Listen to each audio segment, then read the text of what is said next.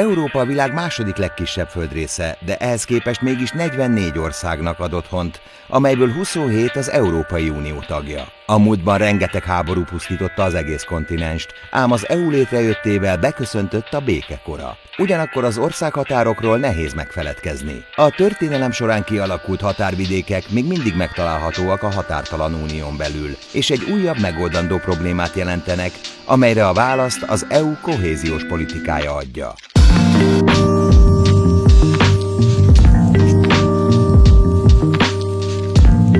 Európa határtalan. Az Európai Unió régiókra tagolódik. Erre azért van szükség, mert a kohéziós támogatásokat így lehet a legigazságosabban elosztani ezek között az egységek között. Ezt nevezik NUTS rendszernek. A különböző területek teljesítménye és gazdasági adatai így lesznek összehasonlíthatóak. Az EU ezek alapján osztja szét a forrásokat.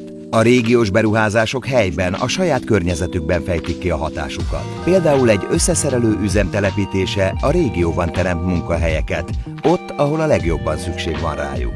Vannak olyan régiók, amelyek országhatárok mentén helyezkednek el. Ezek földrajzi és nyelvi választóvonalat is jelentenek. Az unió lakosságának 37,5%-a él ilyen területeken. De miért kell foglalkozni ezekkel a régiókkal?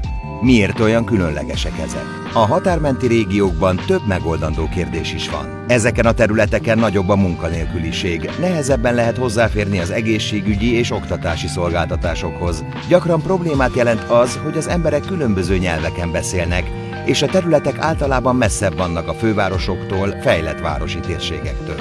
Éppen ezért az EU célul tűzte ki, hogy megpróbálja áthidalni ezeket a problémákat, és kihasználja az ezen régiókban rejlő potenciált. Gondoljunk csak arra, hogy a sík területeknek nem szabnak gátat az országhatárok, így amennyiben a területet egy közös stratégia alapján művelnének, erőforrásaikat egyesítve jóval nagyobb hatékonyságot tudnának elérni. Ezzel munkahelyeket teremtenének, és szorosabbá tennék a kapcsolatot a régiók, vállalatok és emberek között. Ugyanez a helyzet a környezetvédelemmel is. A folyók gyakran határokat képeznek régiók között, így a közös együttműködéssel a régiók sokkal többet tudnának tenni az élővilág védelméért, valamint ez serkenteni az egyre divatosabb zöld turizmust is. Remek példa az ilyen együttműködésre a Fertő-tó, amely Magyarország és Ausztria területén található.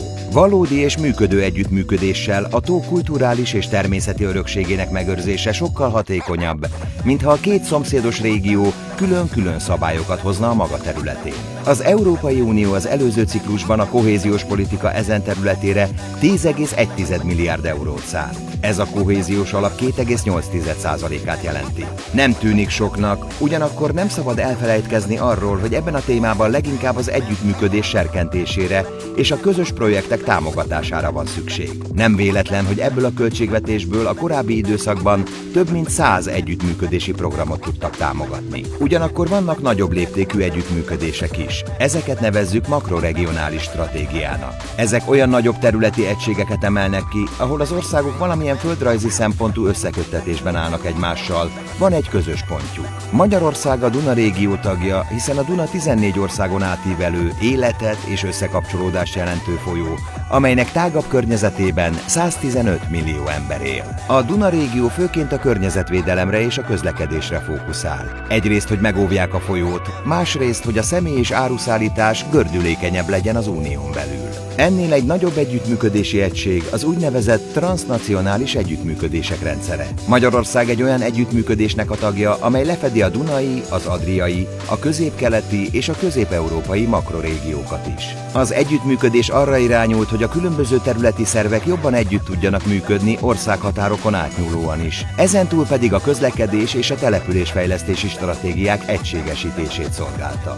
Az Európai Unió fontos feladata, hogy Európán belül megteremtse azokat az országokon átívelő országok és régiók közötti együttműködéseket, amelyek még közelebb hozzák egymáshoz a különböző nemzeteket és polgáraikat. Éppen ezért az EU kohéziós politikája kiemelt figyelmet fordít arra, hogy az unió polgára ne csak egymás mellett, de együtt is tudjanak élni, dolgozni és közösen fejlődni.